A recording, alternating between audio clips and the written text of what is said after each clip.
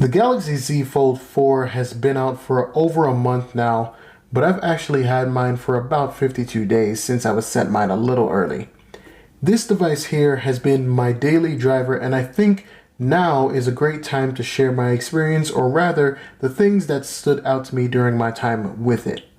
Now, the points I'm talking about here are going to be completely random and not in any particular order, but with that being said, let's go ahead and jump into my experience with the Galaxy Z Fold 4, 52 days and counting later. Now, the first thing I want to say about this device is that it definitely feels more ergonomic in the hand than the Z Fold 3 did. What I found with the Z Fold 3 is that the bezels over here, or the sides, or whatever you want to call them, they were slimmer than what you would see here, and they were a little bit more rounded and kind of more sharp, I feel. With the Z Fold 4, it seems like they've actually refined the design and kind of made these edges here flat. So this makes it so that your fingers actually feel like you're gripping the device a little bit more securely. It's a subtle design choice, but definitely something I am grateful for that Samsung has done. The smaller hinge here actually complements that too, because on the Z Fold 3 I kind of felt like the hinge over here was it was really bulky and it was really dense, and now it feels a lot less intrusive, I want to say. So yeah, overall the design changes to the Fold 4 do make it easier to use one-handed when you have it closed, and even when you have it unfolded, I just feel like the corners no longer sort of like stick into my palms down here or anything like that. It just feels a lot softer in the hand. So yeah, kudos to design, Samsung. I know that it was a slight design change, but definitely a welcome one. Another design change I actually appreciate is the hinge mechanism here. So on the Fold 3, it would kind of just go ahead and open, and it would definitely feel stable and sturdy. However, on the Fold 4, they just made it that much better. What kind of happens here is that it's a little resistive when you're opening it, but when you kind of are getting to the main display here, it loosens up. And for some reason, I just like that motion more. Speaking about the design again, the crease here has really been hidden a little bit better. You can still definitely feel it if you run your finger over it, and if you are bending the phone at a certain angle, you can definitely see it here, but looking at it head on, it's like almost virtually invisible, really. And on the Fold 3, it wasn't that much of a bother to me, but it was still something that I did notice. But I do definitely like the fact that Samsung has sort of just hidden this crease a little bit better. The next thing here is that the size of the cover display and the resolution, albeit it's a slight bump in resolution, it does make a difference. On the Fold 3, the cover display was definitely usable, but it definitely still felt a little awkward to use. Now, this is not necessarily as wide as you'd get on a regular candy bar phone either, but I am glad that Samsung shaved away that bezel that was there on the Fold 3 and has made this display wider.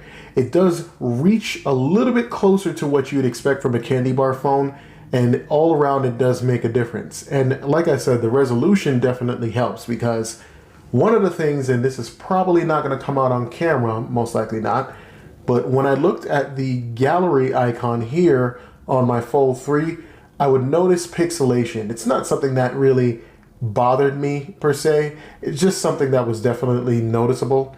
Here I have to kind of look a little bit harder in order to find that, and it's really amazing that they've actually done that. I mean, they made the cover display bigger and the resolution is only slightly upgraded, but yeah, overall it just feels like it feels like it's getting more to a premium device. Cover display resolution is still not 4K, of course. Probably doesn't need to be, but yeah, definitely helps. One of the points I have stressed with the Fold series of devices in other videos is that they're extremely great for productivity and entertainment. And in terms of productivity, Android 12L has actually made it even better with the addition of the taskbar down here. Now, this thing is pretty cool because it's supposed to give you a desktop-like experience. You know, you can just have your bar sitting down here. These icons right here are the applications you'd normally have on your screen. Like, see, I have my email, my calls, and I'll just show you. This is pretty much what I would have down here. But The thing I love about the taskbar is that it actually shows you your recent apps here on the right side. So for instance, the way it makes productivity better is that if I'm in Excel right now, right, and I want to go to Word, all I do is tap and I'm right in Word now. I can just go ahead and create a document, switch back to Excel, switch back to Word, go to settings if I want to. You know, there's just sort of this flow to everything here with this taskbar. And you can definitely go ahead and look at the other applications you have. And it's a simple touch, but it's definitely something that if you use it correctly, it can really up your productivity. Now, the other thing is the gestures. So Samsung and Google have sort of added some gestures here.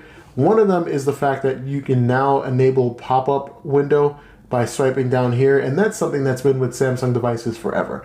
But it's as simple as literally just going from the side here and dragging your finger in diagonally, and that's pretty nice. It actually just seems more seamless with Android 12L, and I don't know if Samsung made some optimizations here, but it just seems more seamless.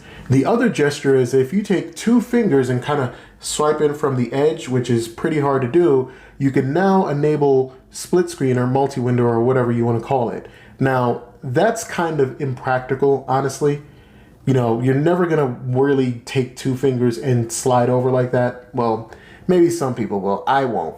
But one of the things that I actually discovered is that if you take two fingers and do the same gesture from the bottom, which is a little bit more natural, you can still enable multi-window. And this is pretty cool because it just makes things so much faster. And that definitely is a new gesture. That's definitely something I have not seen on another device before.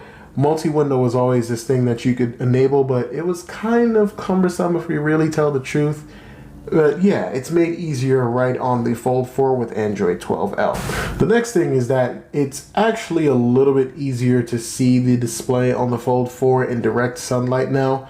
The Fold 3 gave me a little bit of an issue when I was looking at it in direct sunlight because the screen just was not bright enough. And the Fold 4 doesn't have the highest brightness of all of Samsung's phones, but essentially they've done some magic and trickery and they've sort of given it a higher perceived brightness. You'll probably want to go look that up if you're interested in that. But yes, it is easier to see the display on this phone. And I'm referring to the main display mostly in direct sunlight. The next thing I really like about the Fold 4 is the fact that they've upgraded the camera. Sure, it's not the 108 megapixel sensor that Samsung has in its repertoire for the S21 Ultra, the Note 20 Ultra, or the S22 Ultra. However, we are getting 3 times optical zoom and 30 times digital zoom. And those specs fall more in line with what you would find on the S22 and the S22 Plus and some other older Samsung devices, which I'm not sure of right now. Maybe Samsung could have gone ahead and given us the 108 megapixel sensor that they have. However, one of the things that I've realized is that 30 times zoom is kind of really enough. You know, you can zoom in 100 times, but at that point you'll really be trying to figure out whether you took a picture of an apparition if you're doing that, or like some kind of like Loch Ness monster or Bigfoot or something like that. More or less the resolution is not necessarily the best out there. So it's really more of a bragging right. I think 30 times is that sweet spot. Now, would I complain if they added a 10 times zoom camera to this thing? No, I definitely would not. But I'm fine with the camera optics on the Z Fold 4. Okay, so I figured some people might want to see what the quality of the under display camera was like. I think it got improved a tiny bit. It still has the same 4 megapixel sensor under there. Honestly, I really never use this camera, but it seems pretty good and I may actually start. And yeah, this is what it's like with like sunlight and like a little bit of sunlight. The sun is actually, okay, here's more sun. And yeah, this is what that looks like. And here is what that camera looks like in a low light setting. So there's like one little beam of sunlight getting into my studio right now. And it's fairly dark in here. So yeah, I mean, it's a 4 megapixel camera. You shouldn't really expect too much. Really, it's more of an aesthetic upgrade than it is a resolution upgrade. But for those out there who are curious, yes, this is the under display camera. Now, this next part of my experience is actually an issue I have with the software of foldable devices, or mainly the Fold 3 to the Fold 4, since those are the ones I've had experience with. So Samsung on the Fold 3 had this option in labs where you could change the aspect ratio of an app to translate over to the main display. Now, this is an annoying thing because I would have thought they would have had it fixed by Android 12L, but it's not for some apps. So for example, the Fuel Rewards app I'm using right here, if you notice, I'm going to go ahead and enter some text here, and if you look at the display, you'll notice that the app has taken up all of the display. It looks regular. It's pretty much going to act and behave the way you'd expect an app to act on a device. Now, if you go ahead and open this, this is where the problem lies. So if you notice, the aspect ratio has changed, and Samsung still does have that setting, mind you, and I'll get to that in a minute, where you can go ahead and change the aspect ratio. But all in all, applications should go ahead and just conform to the main display. Like, this shouldn't even be an issue at this stage in the game. And the reason why this irks me so much is because if you notice right here, take a look at that text that I entered, right? I can still go ahead and full screen the app, and as you saw before, I can switch it over to the right or switch it over to the left. But what you really want is full screen, right? So let's do that. Now, if you notice, the app restarted, the text is gone. This is an annoying thing because if you are filling out a form online and you've entered something and you started that form with the cover display, you run the risk of having all of that information you input deleted because the app has to restart to go in full screen mode. Now, let me go ahead and show you the settings that are supposed to help with this. Now, instead of going to the labs section like I had to do on my Z Fold 3 when I had it before I got Android 12L on it, you go to display and then you scroll down and go to full screen apps here. And if you notice what it says here, set an aspect ratio for each app when it's being shown on the main screen. So if you notice here, I have all of my apps, or mostly all of the apps, in full screen mode, which means when I open the cover display to go to the main screen, apps should conform to the main screen and show full screen overall. That's not happening with every single app. And Fuel Rewards is just one of them. It even doesn't happen with the YouTube Studio app, which, you know, no one else would really be using if you're not creating YouTube videos. I don't even know what other apps it would happen with. However, let's go to Fuel Rewards because I wanted to show you all this. Now, notice how I have that set to full screen, right? If you go in here, you can change the aspect ratio to 4:3 or 16:9. Now, let's go ahead and change it to 16:9. So doing this example again, I now have this app set to conform to 16:9 when I open the main display. Now, if I do that, you'll notice it still goes into the 4:3 aspect ratio, which is what I was trying to say before. So overall, it's just that some applications still don't work, and I don't know if that's actually on the developer of the app or if it's more along the lines of Samsung themselves or Google themselves.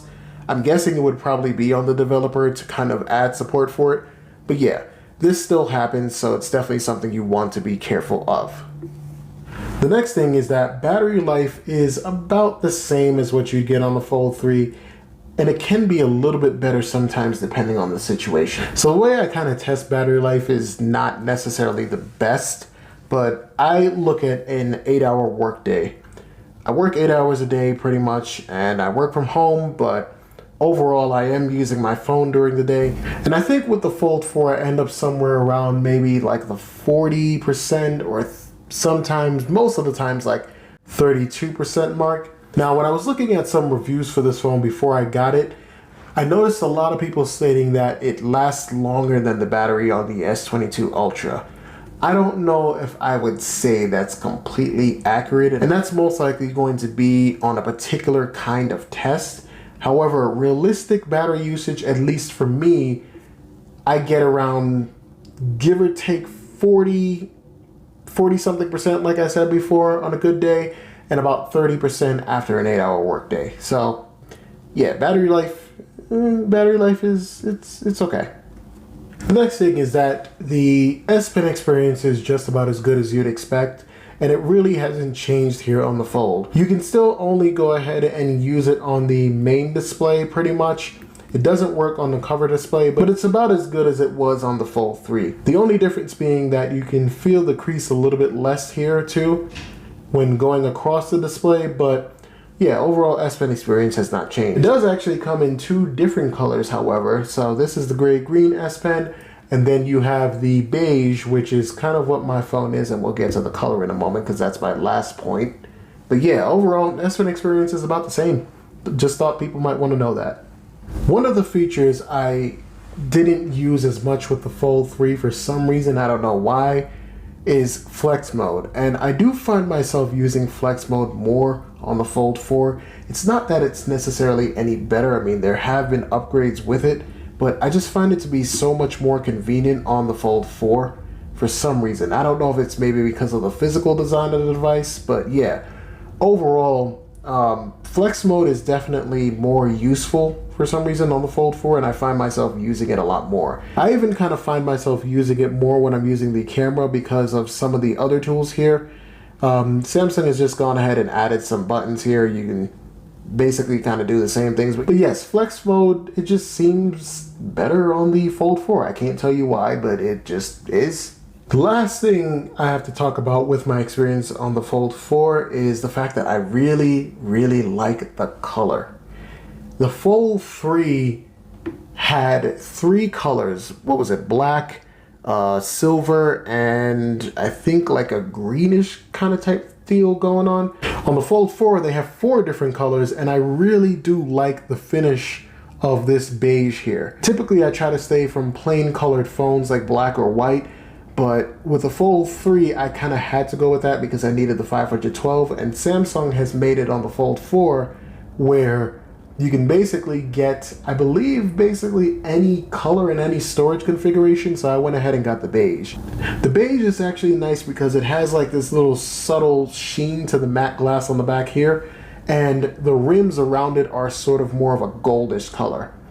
Now, I will say, I did see someone have the burgundy. I'm a little jealous of the burgundy. I mean, that would have taken 3 to 4 weeks to come, and I didn't have that time. I was moving at the time. But I am still satisfied with the beige color. So yeah, Samsung did a really great job on the color choices. Okay, so that is all I really have for you all today. I think what Samsung was going for is a balance between refinements and consumer desire. In all honesty, I don't think that they can pull off the refinement trick for much longer. But for now, I don't really have an issue with what upgrades the Fold 4 brings. The biggest upgrade I really wanted was to the camera, but I have to say I'm pretty happy with the Fold 4 and its updates. Now, whether this same design will stand the test of time really remains to be seen. I really want to see what they can actually do with it, but I would definitely like to see some future upgrades made to the device other than the small ones here. But I can definitely say I am enjoying this device. Everything from the design, every little detail Samsung has put in here, to the big ones like the camera here, have been really, really great. But with that being said, have a great morning, a great afternoon, a great evening, or a great night, and I will see you in the next video. And as always, thank you for the support.